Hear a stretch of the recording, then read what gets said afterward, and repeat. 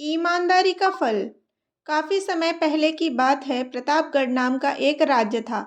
वहाँ का राजा बहुत अच्छा था, मगर राजा को एक सुख नहीं था। वह यह कि उसके कोई भी संतान नहीं थी और वह चाहता था कि अब वह राज्य के अंदर किसी योग्य बच्चे को गोद ले, ताकि वह उसका उत्तराधिकारी बन सके और आगे की बागडोर को सुचारू रूप से चला सके। और इसी को देखते हुए राजा ने राज्य में घोषणा करवा दी कि सभी बच्चे राजमहल में एकत्रित हो जाएं। ऐसा ही हुआ। राजा ने सभी बच्चों को पौधे लगाने के लिए भिन्न भिन्न प्रकार के बीज दिए और कहा कि अब हम 6 महीने बाद मिलेंगे और देखेंगे कि किसका पौधा सबसे अच्छा होगा। महीना बीत जाने के बाद भी एक बच्चा ऐसा था जिसके गमले में वह बीज अभी तक नहीं फूटा था, लेकिन वह रोज उसकी देखभाल करता था और रोज पौधे को पानी देता था।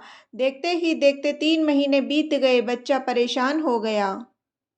तभी उसकी माँ ने कहा कि बेटा धैर्य रखो, कुछ बीजों को फलने में ज़्यादा वक्त लगता है। और वह पौधे को सींचता रहा। 6 महीने हो गए। राजा के पास जाने का समय आ चुका था, लेकिन वह डर हुआ था कि सभी बच्चों के गमलों में तो पौधे होंगे और उसका गमला खाली होगा। लेकिन वह बच्चा ईमानदार था और सारे बच्चे राजमहल में आ चुके थे। कुछ बच्चे जोश से भरे हुए थे, क्योंकि उनके अंदर राज्य का उत्तराधिकारी बनने की प्रबल लालसा थी। अब राजा ने आदेश दिया। सभी बच्चे अपने अपने गमले दिखाने लगे, मगर एक बच्चा सहमा हुआ था, क्योंकि उसका गमला खाली था।